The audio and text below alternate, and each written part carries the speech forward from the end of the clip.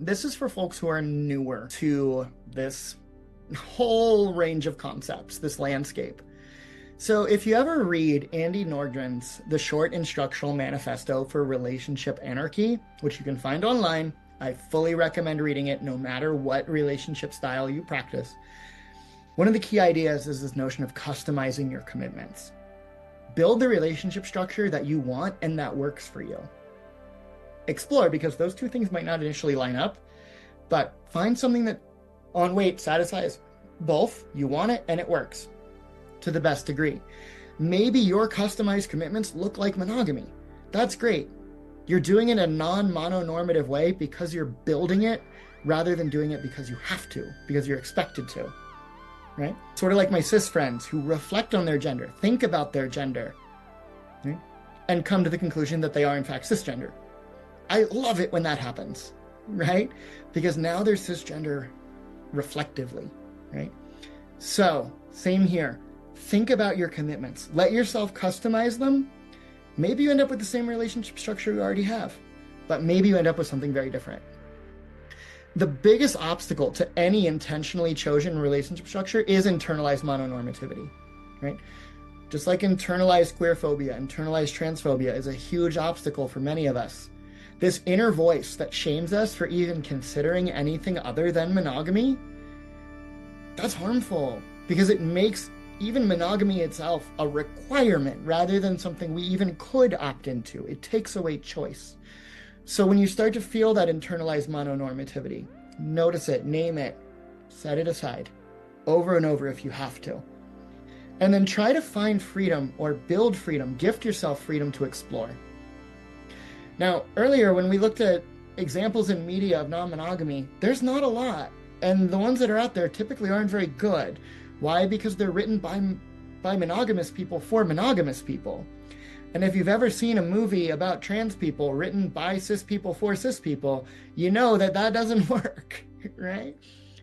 But given the lack of any real readily available model scripts for non-monogamous relationships, it's crucial that we give ourselves the freedom to explore.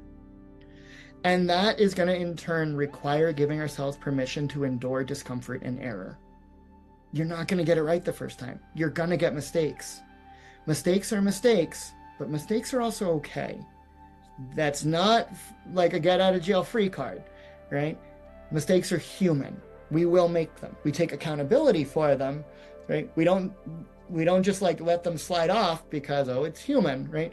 But we should expect to make them. And not talk ourselves out of exploration because we are worried that we might get it wrong. You will, right? It's kind of like when I first tried to do makeup.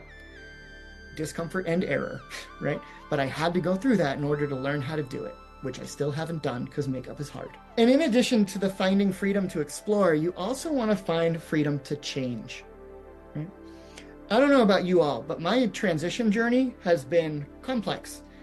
I was on the he, him, to he, they, to they, them, to they, she, to she, they, to she, her, back to she, they, to she, it, to it, she, to she, they pipeline.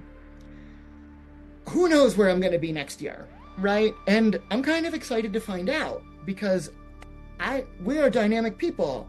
I don't want to be stagnant. My transition is lifelong. I like that about it. I don't want it to stop, right? I blossomed into a butterfly. I want to see what a butterfly turns into next, right? So applying that to non-monogamy, even when we find our style, we need to remember that we will still grow and change. And that might mean that the relationship style that best suits us might grow and change alongside us. We might practice relationship anarchy for a bunch of years and then choose monogamy. Or we might choose monogamy and then one day wake up and be like, you know what, I actually want to be a swinger. And then 2 years later be like, I actually want to practice polyfidelity. That's all okay, right? Relationship styles don't need to be lifelong commitments, right? And change too often is seen as shameful. But seeing change in relationship style as shameful, I think is indirect mononormativity. Telling us, hey, all this exploration, no, just come back to monogamy. Just come back to monogamy and stay there. Oh, yeah, you tried polyamory and it didn't work? Told you it wouldn't work, right? This is a way that that sort of policing through shame shows up, right? Yeah. So change need not be shameful.